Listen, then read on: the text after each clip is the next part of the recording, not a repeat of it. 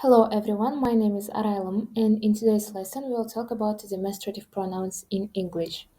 Бәріне сәлем, менің есімім Арайлым. Бүгінгі сабақта біз сіздермен ағылшын тіліндегі есімдіктер, яғни demonstrative pronouns туралы өтетін боламыз. Бұл сабақта сіздер олардың қандай түрге бөлінетінін және де қай кезде қай есімдікті қолданатынын білетін боласыздар. About the introduction of our lesson. So what is the demonstrative pronouns? Those are words that are used to point to something specific, and they can be used to indicate whether something is near or far or singular or plural.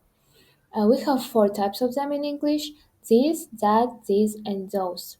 So, яғни бұлар бізде ағылшын тіліндегі есімдіктер, және де олар бізде төртке бөлінеді екен: this, that, these, those. Оларды біз ажырату үшін бұл заттардың бізге жақын немесе алыста екенін білуіміз керекпіз, және де олардың жекеше немесе көпше түрде тұрғанын анықтайды екенбіз. For example, in this table, we see that each of them are used in different situations. For example, this we use with things which are near to us and in a singular form. And that with things which are far from us, and in singular form also. These and those we use in the plural form, but with this we use the things which are near to us, and with those we talk about the things which are far from us. Яғни бұл кестеде сіздер қай есімдікті қай кезде қолданатынын көре аласыздар. Singular деген бұл бізде жекеше түрдегі заттар, ал plural бұл бізде көпше. Яғни singular the things which are only one, бірақ зат, ал plural which is more than two, and etc. And now let's talk about them separately. For example, this бұл бізде мынау деп аударылады қазақшаға аударған кезде.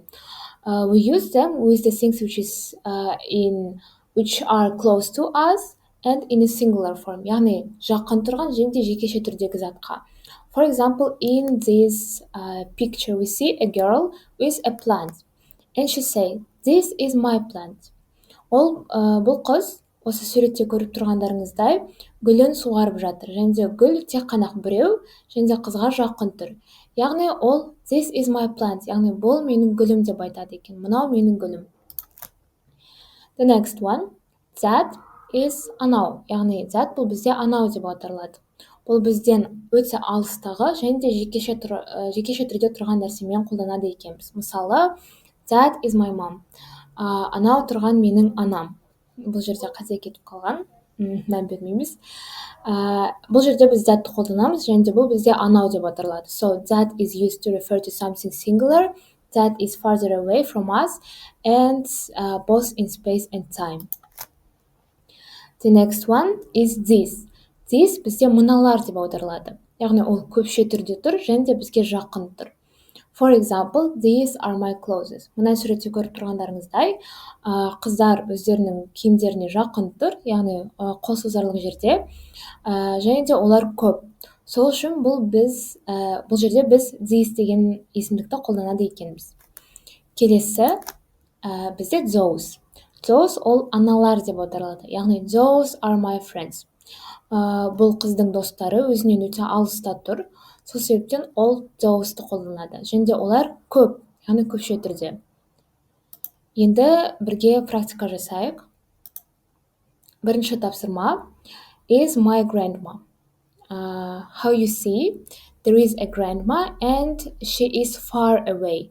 So here we use that because she is far and she is only one. Яғни grandma бұл бізде жекеше түрде тұр, апа, және де ол мына стрелкадан біз оның алыста тұрғанын байқаймыз. Сол себепті біз thatты қолданады екенбіз.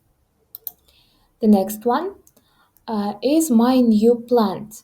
Plant деген бұл өсімдік, және де ол жекеше түрде тұр. Сол себептен біз қолданамыз this. Яғни this is my new plant. The next one are the plates. Яғни бұл жерде біз plates деп ыдыстардың көпше түрде тұрғанын көре алады екенбіз. Сол себептен біз these-ті қолданамыз. Және де олар бізге жақын тұр, иә.